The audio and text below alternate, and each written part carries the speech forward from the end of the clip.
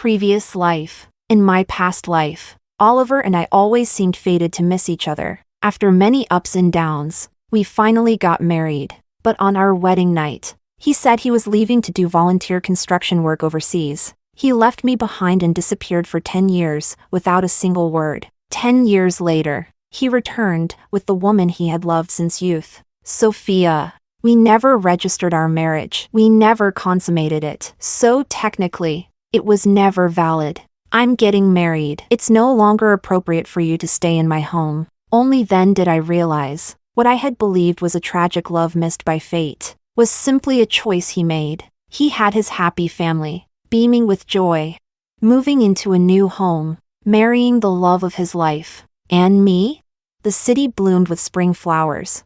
Yet when I arrived, it was forever winter. This time, I came back to life, and on our wedding day, before it even happened, I disappeared without a word. But at the wedding with no bride, Oliver completely broke down. Chapter 1. Oliver, your little fiancé is checking up on you again. She sure clings tight, scared this phoenix will fly away? Yeah, maybe just tie him down with a belt already. Don't tease her. Look, her face is turning red. I suddenly looked up and met the soft, feminine voice. It was Amelia, with her fair skin and jet black hair. She had a graceful figure. Her sweet, innocent smile made her the goddess of the architecture department. She was also the one Oliver never got over in my past life, the woman he pursued to the end of his days. And in that moment, it hit me. I had been reborn, back to the time before our wedding, when Oliver had just taken his wedding leave to prepare for the ceremony. And Amelia was the woman he would bring back in the last life as his one true love. Now, she was looking at me with a gentle smile. Looking for Oliver? He'll be down any minute. Chapter 2. I stood in the sunlight, dazed and lost in thought. Oliver was already walking toward me with a cold expression. What are you doing here again? He pushed through the crowd and stopped in front of me, grabbing my arm and dragging me to a small path off to the side. I'm having a gathering with classmates. Do you have to cling to me even now? He adjusted his glasses with a look of clear annoyance. Sophia, the wedding is in 5 days. Can you at least give me these last 5 days of freedom? Above us, thick branches cast a wide canopy of shade. Sunlight filtered through the leaves, scattering like gold dust across his face. But in his eyes, there was only the coldness of frost and snow. I looked at the man in front of me, the man I had loved for 18 years in my last life. He was now in his prime, strikingly handsome, elegant and aloof. But who would have guessed how cruel and indifferent the heart beneath that face truly was? I looked away, lowered my eyes, and smiled faintly. Sorry, Oliver. I won't bother you anymore. With that, I turned to leave, but Oliver grabbed my arm again. What are you throwing a tantrum about this time? I've already agreed to marry you. What more do you want? I suddenly turned around and flung his hand off. Oliver looked stunned, but then the look of disgust in his eyes only deepened. Sophia, if you keep this up, we might as well just cancel the wedding. Chapter 3. I took a deep breath. All the frustration, grievance, hatred, and sorrow surging in my chest. I swallowed them all down. In this life, I will return everything he did to me, exactly as it was. So, when I spoke again, my tone had softened. Even the look in my eyes carried a hint of hurt. I'm not throwing a tantrum. I just had something to ask you about the wedding. So I came. Oliver didn't let me finish. He waved his hand impatiently. I've told you before, I don't care. Do whatever you want. All right. Then I won't bother asking you about the remaining details. Maybe it was because I acted so obedient and compliant. Or maybe, some trace of guilt still lingered in his heart. Suddenly, Oliver raised his hand and gently patted the top of my head. All right, I'll come home early tonight and have dinner with you. I pretended to be overjoyed. Okay, I'll be waiting. Oliver gave a small smile, but it only lasted a second before his brows furrowed and his smile faded. I acted like I didn't notice, cheerfully turning to leave. Not until he had walked far, far away, did I slowly crouch under the shade of the tree and let my tears fall, freely and without end. Chapter 4. At dinner, Oliver returned. But he wasn't alone. He brought Amelia with him. In my past life, He had hidden his feelings well. I never suspected his heart belonged to Amelia. But in this life, even before marrying me, he couldn't hold back his restlessness. Amelia, with a gentle smile, greeted each of Oliver's family members one by one. She even brought exquisitely wrapped gifts. She was beautiful, elegant, poised, standing beside Oliver, tall and refined. They looked like the perfect couple. And me?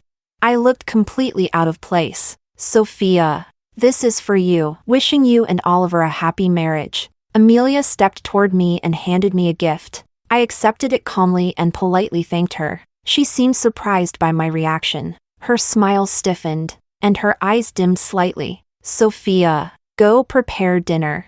Oliver's mother instructed naturally, just like countless times before. I set down the gift and raised my hand, the fingers bandaged with plasters. In a calm voice, I said, I accidentally cut my hand this morning. I can't cook tonight. Oliver's younger brother Luis rolled his eyes. So delicate. Just a cut and you can't cook? His sister Abigail chimed in. I think she just wants to slack off. Oliver's mother gave me a glance and chuckled. Sophia's the bride-to-be now. Of course she's delicate. Guess this old lady will have to cook. Then, Amelia quickly followed her to the kitchen. Auntie, since Sophia's injured, let me help you. Oh, no, you're our guest. It's really no trouble. Auntie, I'm just lending a hand. Soon, Amelia came out carrying a hot dish. Sophia, can you take this for me? I still need to help Auntie peel onions. She called for my help like it was the most natural thing in the world. I stood up, just about to take the plate, but before my hands touched it, the plate suddenly tilted and spilled. The steaming hot fish landed all over Amelia, especially on her bare calf. A large patch turned red instantly. She cried out, crouching down and clutching her leg, eyes filled with tears. Sophia, you did that on purpose, didn't you? Oliver exploded with rage and shoved me hard to the side. Chapter 5. I stumbled a few steps and finally fell to the ground. My palm landed right on the greasy fish pieces, and a sharp bone pierced my skin. My forehead hit the edge of the table hard. Oliver carefully helped Amelia up. Then he turned to me coldly, apologized to Amelia. I gritted my teeth through the pain and slowly stood up. Blood dripped from my palm, staining the hem of my dress, bright and shocking. Oliver seemed momentarily stunned, but the look in his eyes quickly turned icy again. Sophia, apologize. Oliver, it's okay. I'm sure Sophia didn't mean to drop the plate. Amelia gently tugged his sleeve, speaking softly to calm him down. Sophia, did you not hear me? I said, apologize to Amelia. And what if I don't want to? Then I'll cancel the wedding immediately. Oliver stood up, looking down at me from above. Sophia, you know my temper. Once I say something, I don't take it back. Chapter 6. Amelia stood behind him. When I looked at her, she curved her lips into a faint, smug smile. I knew she was trying to provoke me. She didn't want me to apologize. She wanted the wedding canceled. She wanted to marry Oliver. In her past life, she had married someone she didn't love,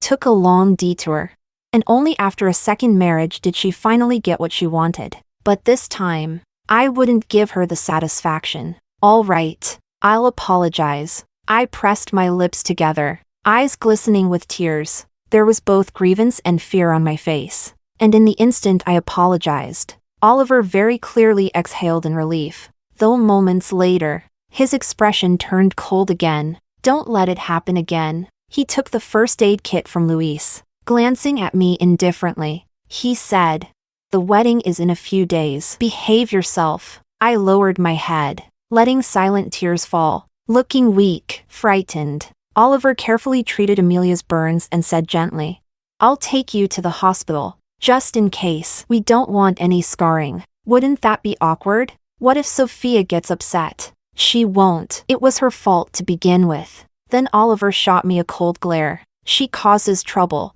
and I'm left to clean up after her. What right does she have to be upset? That night, Oliver never came home. A message came from an unfamiliar number. He's worried about my burn, afraid I'm in pain. He's staying with me tonight. You should sleep early. Don't wait for nothing. bride-to-be. She was right. I should sleep early. There was still much to do, like dealing with the old houses and shops my parents left behind. And that inheritance left to me. The houses would be handed over to a trusted agent for sale. As for the inheritance, once it was sorted and liquidated, I would take it all with me. Not a single coin would go to the Oliver family. Chapter 7. The day before the wedding.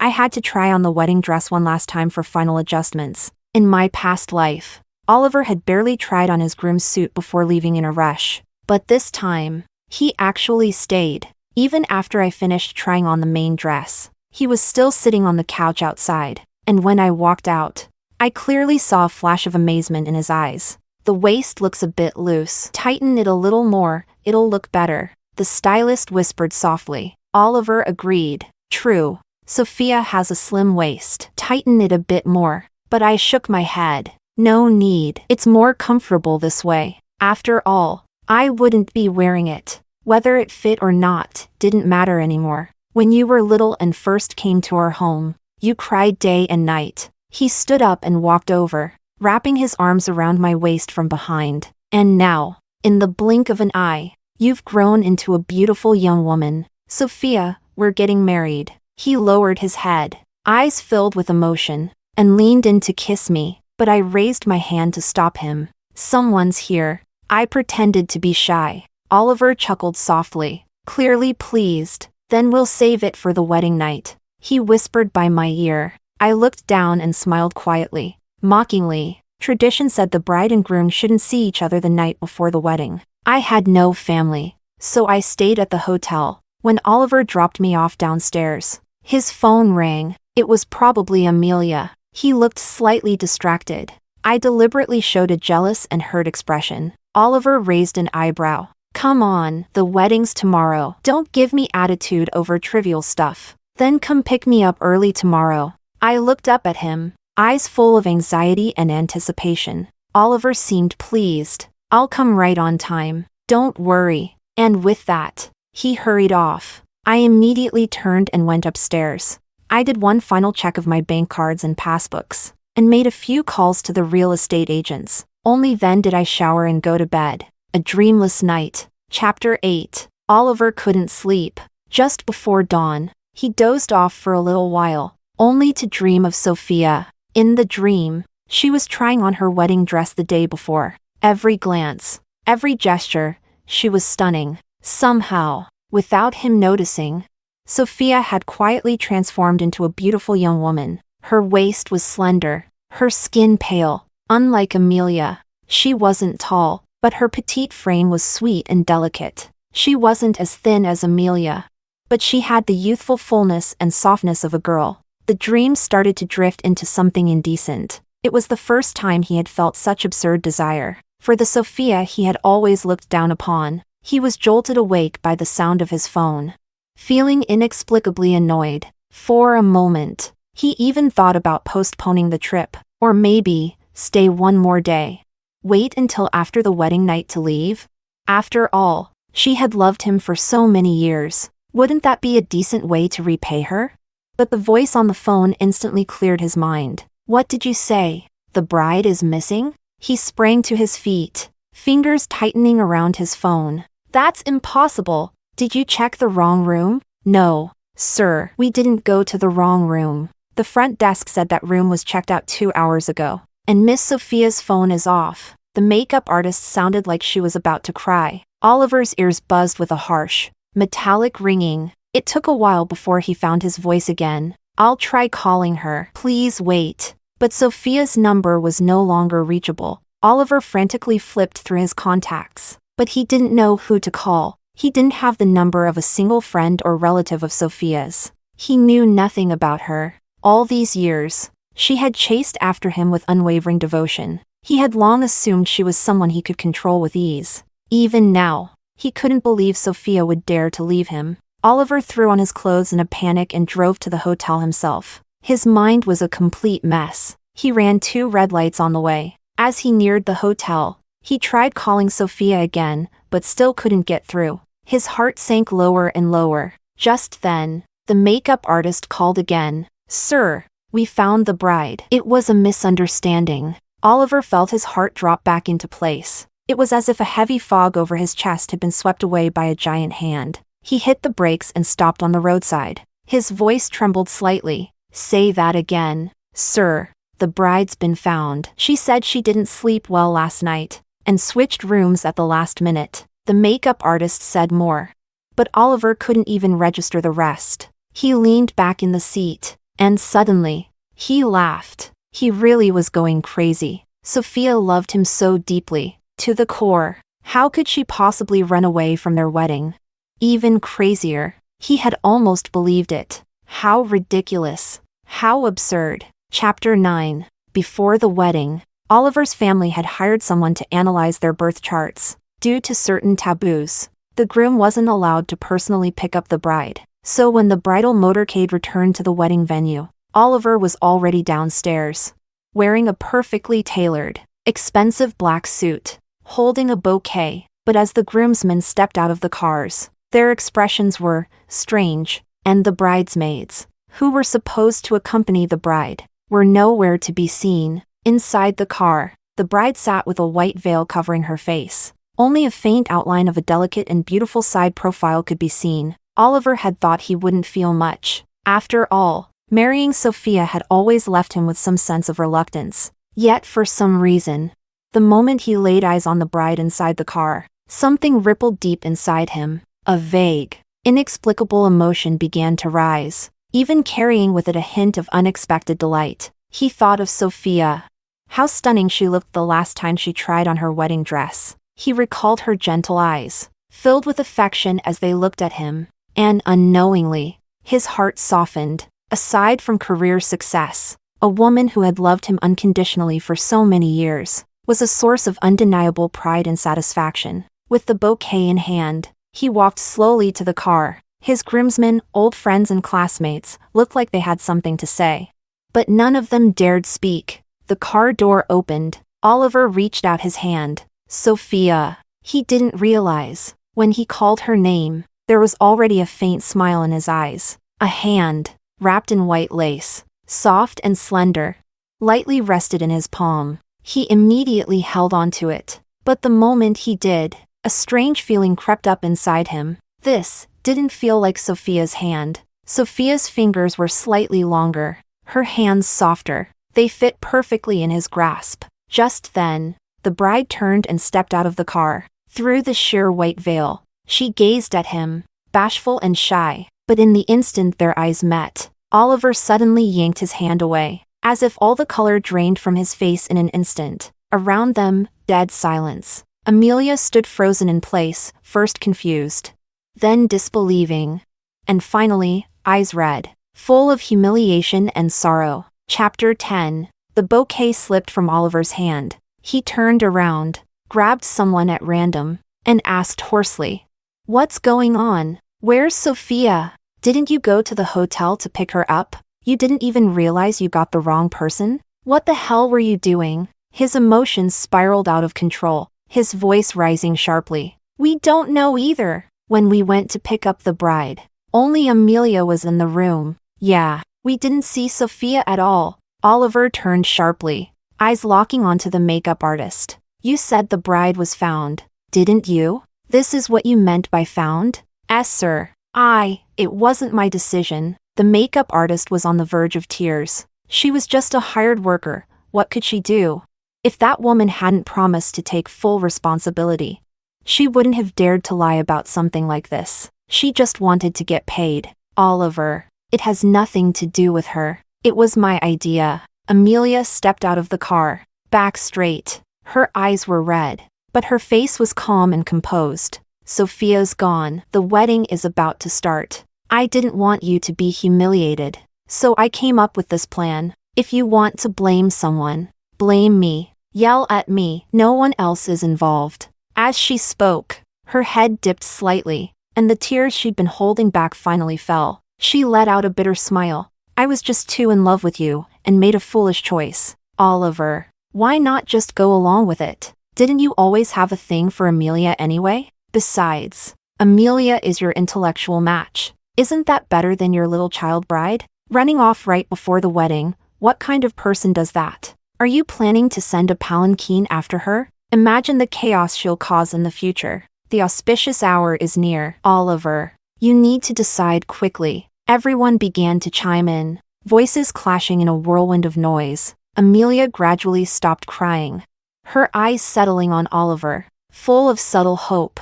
Oliver stood motionless for a long time. Then, slowly, he turned to face the crowd. Amelia, dressed in the white wedding gown, looked stunning. He couldn't deny it, he and Amelia did share the same values. Spending time together had made him grow fond of her, but he had always known.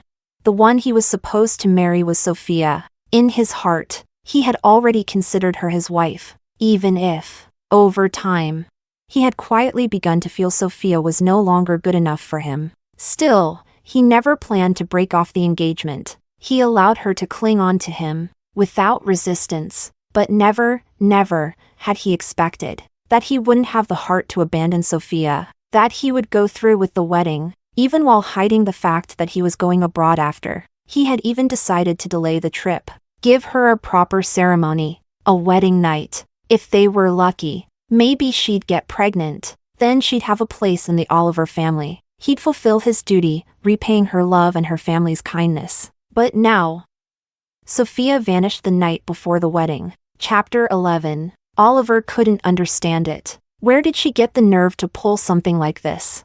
Just because he had been getting closer to Amelia? Just because he sided with Amelia over her during that burn incident at home? But Sophia, where did she get the audacity to go this far? Wasn't she afraid the wedding would be completely called off? Or did she think that, relying on her parents' past kindness, she could truly act as she pleased and toy with him in the palm of her hand? Never in his life had Oliver lost his temper like this. He even thought, maybe his friends were right. Maybe he should just go along with it, marry Amelia and be done with it. But for some reason, as he looked at the elegant and beautiful Amelia in front of him, he noticed the dress she was wearing was the main gown Sophia had chosen. Amelia was taller than Sophia, and much thinner, so the waistline was looser, and the chest area looked emptier. He couldn't help but recall how Sophia had looked yesterday trying it on. She had stood in front of him, graceful and curvy. Her figure was slender, yet full in all the right places. He had been truly amazed at that moment. Sophia usually dressed simply, casually, loose clothes, low-key style, so he had never realized, when she dressed up, she could be that beautiful. Oliver, Amelia finally spoke softly, seeing him standing there frozen, but Oliver suddenly raised his hand, tore off the boutonniere pinned to his chest, and tossed it to the ground. Sophia's not feeling well. The wedding is postponed. With that, he didn't look at anyone, not even Amelia. He turned around and walked away. Amelia stood frozen in place, stunned. Gradually, her face turned bright red. Everyone's eyes fell on her dress, her body. Some were sympathetic. Some felt sorry for her, but more were clearly watching, waiting to see her fall. Amelia's entire body began to tremble. Her fingertips went ice cold and shook uncontrollably. Never in her life had she suffered such humiliation. Even though she came from a modest background, she had earned her way into a top university in the capital. As the beauty of the architecture department, she had always been surrounded by admiration. Oliver had always been attentive to her, like a loyal puppy. Yet now, this man she had always treated like a simp, had just humiliated her in front of everyone. Why? Why? Amelia yanked off her veil, as tears streamed down her cheeks. She flung it violently to the floor. Chapter 12. It wasn't until I boarded the plane to leave that I finally let out a long breath of relief. The aircraft pierced through the thick clouds, rising higher and higher into the sky. I leaned back in my seat and gently closed my eyes. All the nightmares of my past life, at this moment, had come to a temporary end. I didn't know what lay ahead, but there was one thing I was certain of. After cutting ties with that ungrateful family, my future would only get brighter. When I was 5, my parents died in an earthquake. In the most critical moment, they used all their strength to push Oliver out, saving his life. So Oliver's family, in return, took me in, raising me out of gratitude. They even arranged a marriage between me and Oliver. so that I would always have someone to rely on. But as I grew older, that so-called gratitude began to change, as Oliver's future soared with promise. I, the orphan, became the lucky girl who had climbed up into his family. Later, Oliver went abroad for humanitarian work, then disappeared without a trace. I sold the house my parents left me to pay for Oliver's mother's medical treatment. She was paralyzed for 5 years. I cared for her, day and night, for 5 full years. Then Oliver's younger siblings got married, had children, and just because she said, as the eldest sister-in-law, "You're like a mother," I willingly handed over my parents' inheritance. When Abigail got married, it was me who gave her the confidence with a dowry of 360,000 yuan. When she had a daughter, I gifted her a 60,000 yuan red envelope to save face. When she was abused by her husband, I stood up for her, helped her file for divorce, and personally took her and her child back home. But in the end, when Oliver wanted me gone, it was Abigail who scoffed and said, "We've raised you for more than 10 years. We've long repaid your parents' favor." My brother's entire life of happiness was sacrificed for that repayment. If you had any decency, you'd step aside and give his wife her rightful place. And when Oliver brought Amelia back, it was that same mother and daughter who joyfully welcomed her into the family and silently approved Oliver's decision to cast me out. The truth? Oliver had been sending money back all along. He and Amelia had already lived together abroad, raised children together. Everyone in the family knew. Everyone. Except me. I was the only fool. Milked for every ounce of value I had left, until I died. Sick, penniless, and utterly alone. Thinking back on it all, I could only laugh. If my parents could see all of this from the afterlife, would they regret sacrificing themselves to save Oliver?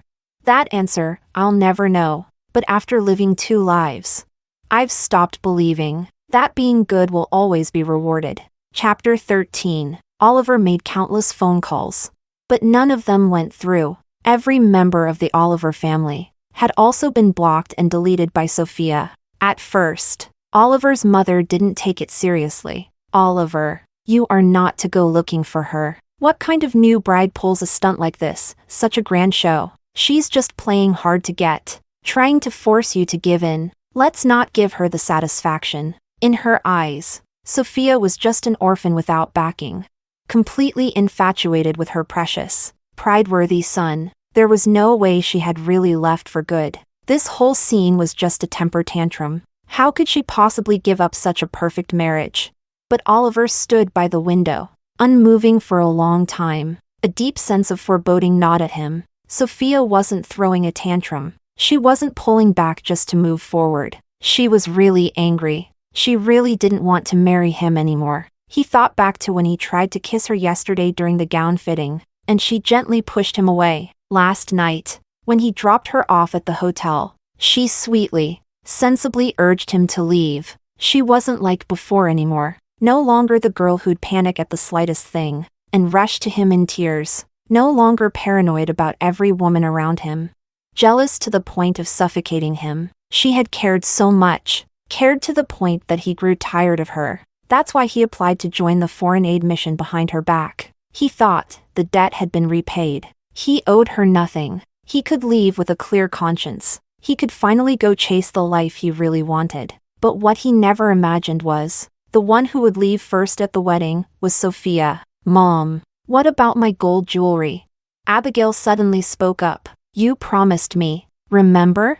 The moment she married into the family, she'd buy me a whole set of gold. Now she's run off and disappeared. Is my gold jewelry supposed to vanish too?" A sudden thought struck Oliver. Sophia's parents had left her a sizable inheritance, not just properties and storefronts, but a large sum of cash as well. On the surface, it seemed like the Oliver family had been supporting her all these years. But in reality, Oliver had always been vaguely aware of how much money they'd actually used from Sophia's family. Now they couldn't reach her, but as long as her assets were still untouched, that would mean she wasn't really gone. She was just throwing a fit, trying to scare him. "If she comes crawling back and begs your brother to marry her, you can ask her for whatever you want then," Oliver's mother said lightly. Abigail still pouted.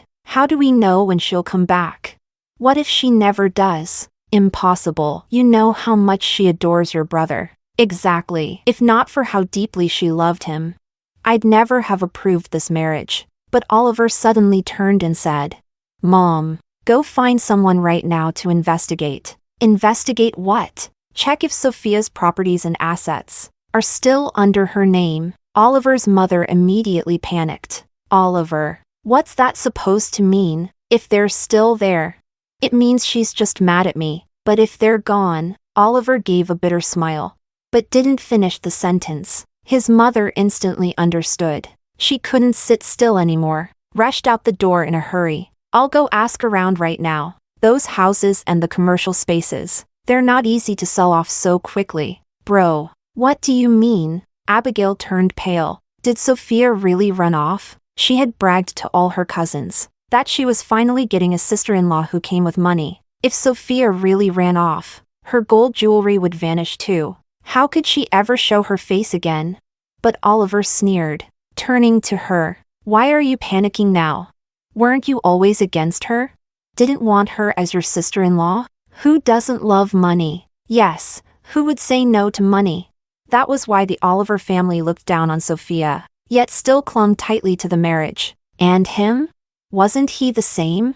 Sophia had money, but no family. Everyone died in the earthquake, and she had loved him, devotedly, to the point of madness. So marrying her meant everything she owned would become part of the Oliver family. That's why he had felt so at ease, applying for foreign aid work, without a single concern. Abigail was selfish and disgusting, but wasn't he just the same kind of person?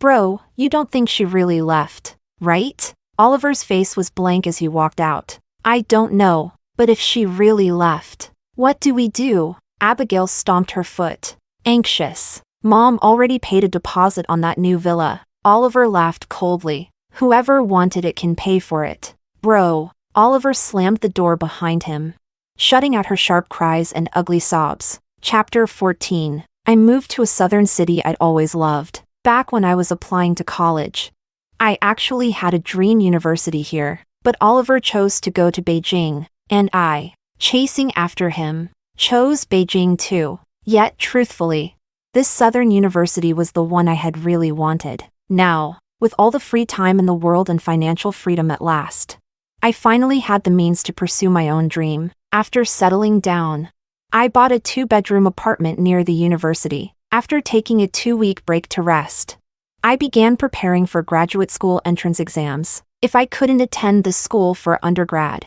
then doing my master's here would be just as wonderful. In my past life, Oliver achieved great success, made a name for himself. He returned in glory, reunited with his family, moved into a new house, and married someone else. He was the very picture of triumph. But me?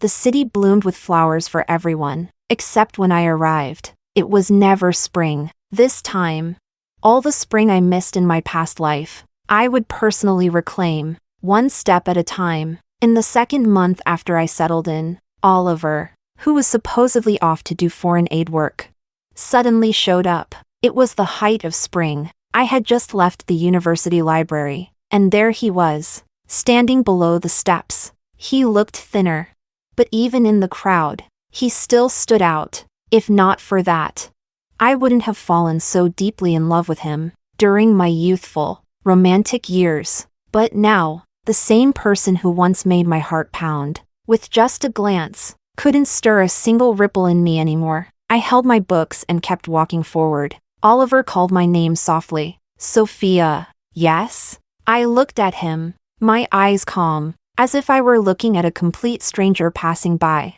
I've been looking for you. What for? You're my fiancé. We were engaged. It was just an engagement. No marriage certificate. It's not legally binding. Sophia. Oliver's white shirt was still spotless and pristine. The way he looked with his glasses used to be what I liked the most. Now he stood before me, exactly as I used to like him. But so what?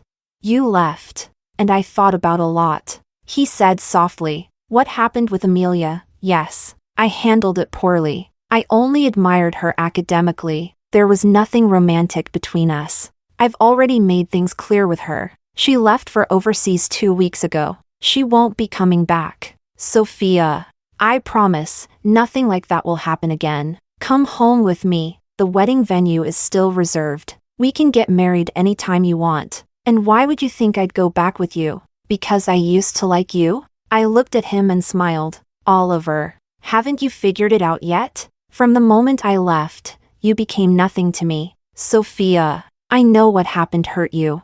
But I've really reflected. Nothing ever happened between Amelia and me. I swear. Does that matter? Oliver, your thing with Amelia. I don't care. Because I've already stopped loving you. That's impossible. We grew up together. Sophia, you've loved me for so many years, and yet that didn't stop you from applying for overseas aid work. Planning to leave right after our wedding, did it? Oliver's expression changed dramatically. How? How do you know that? I also know that you were going with Amelia, and if nothing went wrong, you would have built a new life abroad with her. And me? I would have stayed behind, in the dark, filially devoted to your family, taking care of everyone, draining my inheritance, until I was squeezed dry and kicked out. Isn't that right, Oliver? His face turned ghostly pale, as if he were staring at a ghost. But I didn't stop.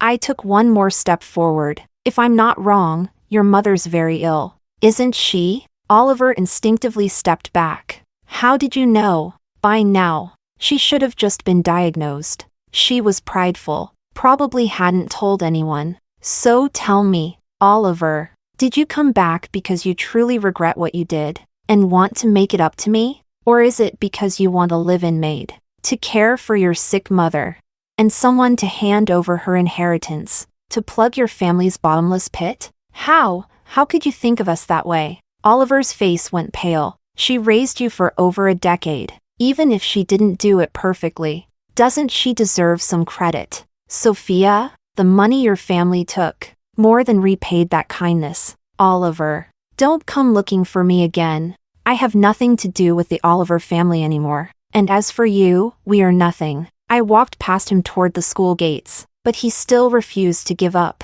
Sophia, please, calm down. Think about it. We've shared so many years together. Can you really just let it all go? Yes, I've already let it go. And Oliver, you should too. Instead of pestering me here, I said, why don't you focus on making more money?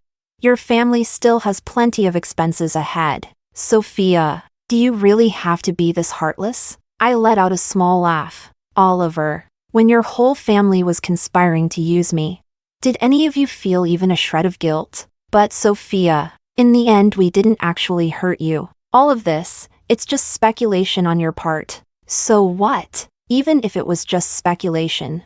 All I did was kill off that possibility in its cradle. Is that not allowed? Sophia, we've known each other our whole lives. Can you guarantee that if you marry someone else, they won't try to take advantage of you? I laughed again. And what makes you think marriage is the only future I have? Chapter 15. Oliver stayed in the city for a full week. It wasn't until I called the police that he finally left. Reluctantly, he must have realized I truly wasn't going to look back. After he left, he never bothered me again. When I successfully got into grad school, a classmate from my hometown reached out to me privately. They told me the Oliver family's reputation was in ruins. People were saying they were ungrateful, cold-hearted, and had bullied the orphaned daughter of their benefactors. Rumor had it Oliver's mother got what she deserved. Now paralyzed in bed, Louise drifted through life, got into trouble, and ended up in jail for a few months. Abigail didn't get into college,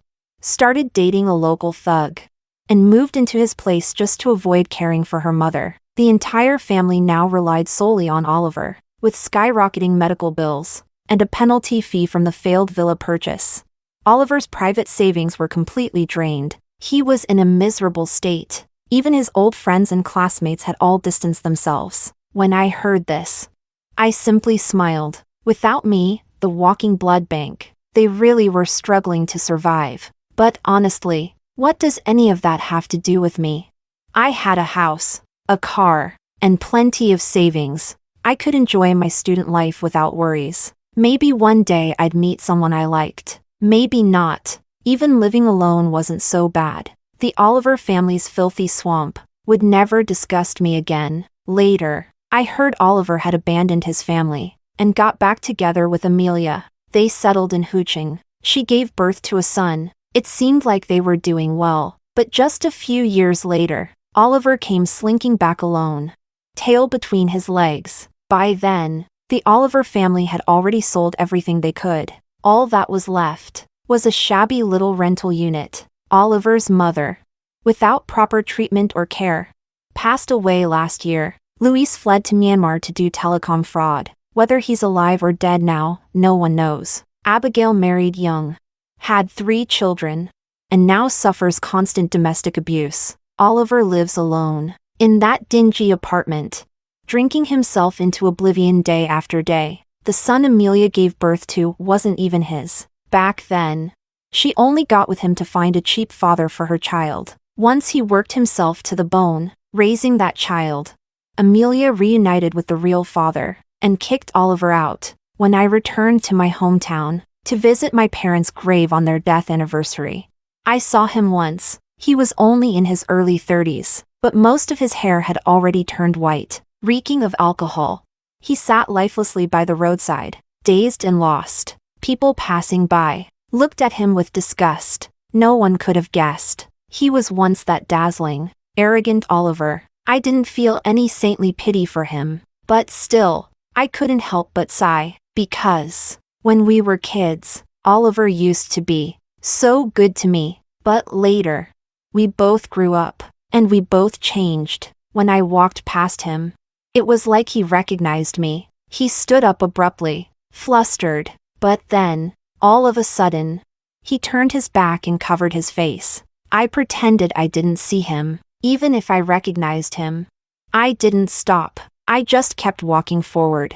Another spring had come, and once again, the world was filled with blooming flowers. I would never turn back. I would never forgive. I would simply keep walking, forever and ever, along my own path, through my own endless spring.